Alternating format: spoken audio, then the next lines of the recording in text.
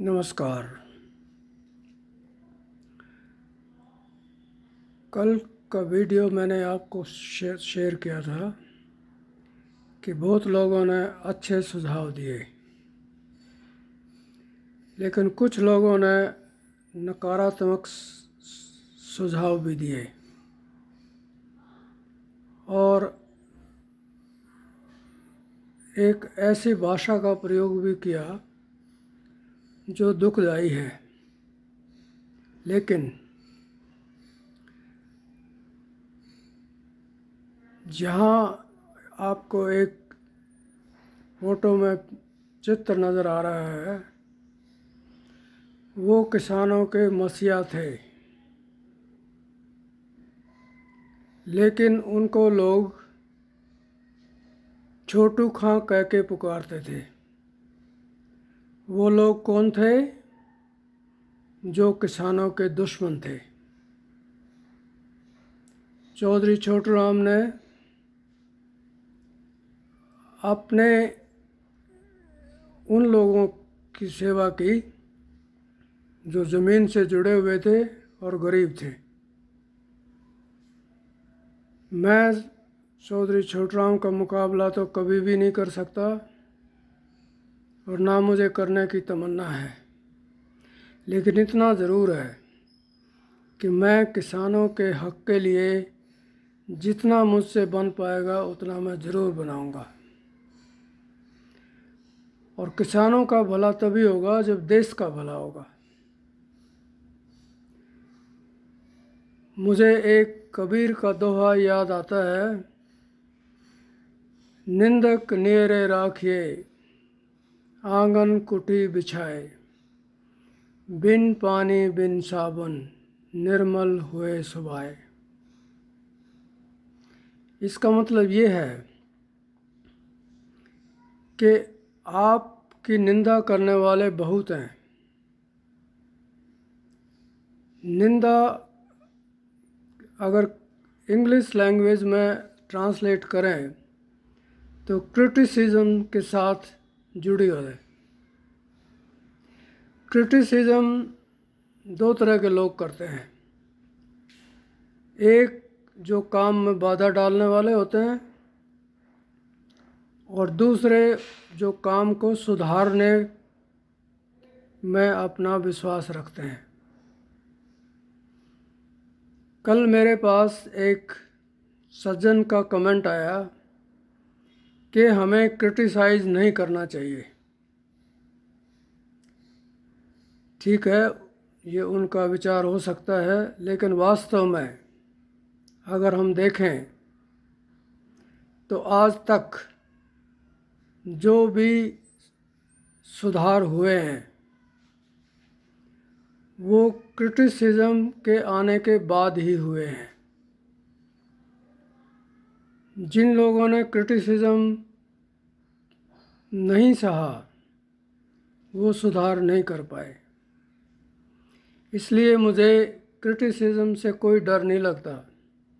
ये आगे क्रिटिसिज्म करने वाले की योग्यता पर निर्भर करता है। लेकिन ये बात ज़रूरी है कि लोगों को क्रिटिसिज्म को समझना चाहिए। इसके नेगेटिव इफ़ेक्ट भी होते हैं और पॉजिटिव इफ़ेक्ट भी होते हैं।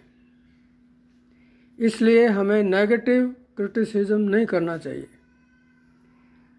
अगर मैं कोई काम कर रहा हूँ उदाहरण के तौर पर, तो ये नहीं कहना चाहिए कि ये काम क्यों कर रहे हो, इसमें तो सफलता के बहुत कम चांसेस हैं। नहीं, ऐसे नहीं बोलना चाहिए। सकारात्मक क्रिटिसिज्म ये है कि आप ये काम कर तो रहे हैं, अगर आप इसको ऐसे कर लें तो हो सकता है और अच्छा हो जाए। क्रिटिसिज्म दोनों बातों में है, एक में सुधार है और एक में बिगाड़ है। तो ये मान के चलें कि आप सब समझदार लोग हैं, नेगेटिव क्रिटिसिज्म ना करें, क्योंकि मैं जो विचार रखता हूँ वो ज़रूरी नहीं आपसे सहमत हों, और जो आप जो सुझाव रखते हैं वो ज़रूरी नहीं मैं भी उनसे सहमत हूँ। हम सहमत हो भी सकते हैं, नहीं भी हो सकते, ये विचारों पर निर्भर करता है। लेकिन इसका एक सिद्धांत है कि हर आदमी को अपना सुझाव देने का अधिकार है और वो अपना सुझाव देता है। दूसरे लोग उसको ठीक समझें या गलत समझें, ये उनके ऊपर निर्भर करता है।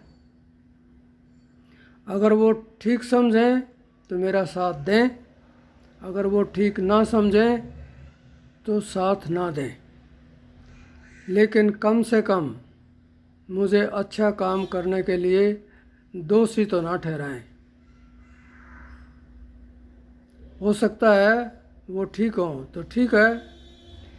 जनतंत्र, मैंने एक बात बताई थी आपको कि भारत में सबसे बड़ी मुश्किल जो है वो हमारा प्रजातंत्र एक तंत्र बन गया है, जो सिर्फ गलत काम करने के लिए तत्पर रहता है और अच्छे काम करने के लिए बाधाएं डालता है। इसलिए मैंने सुझाव दिया था कि हमें जनतंत्र से, उस जनतंत्र से बचना चाहिए जो बाधाएं डालता है, और हमें उस जनतंत्र को उभारना चाहिए जो हम सब मिलकर एक राय होकर काम करें। इसलिए इस दुनिया में मान के चलो, कोई ठीक नहीं है, कोई गलत नहीं है।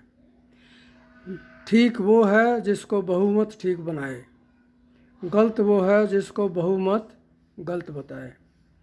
इसलिए आप किसी आदमी को जज ना करें कि वो गलत है या ठीक है, ये काम आप बहुमत पर छोड़ दें। जैसे कि हमारे ग्रुप में जब हज़ारों मेंबर होंगे, वो 1000 आदमी मिलकर ये तय करेंगे कि कौन ठीक है, कौन गलत है, कौन विचार करना चाहिए, कौन विचार नहीं करना चाहिए।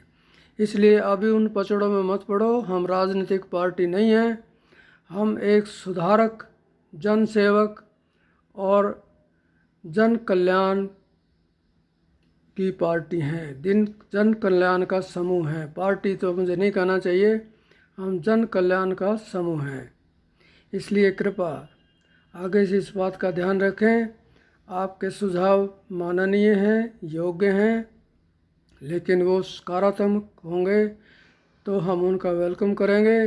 अगर नकारात्मक होंगे तो हम उनको इग्नोर कर देंगे। धन्यवाद।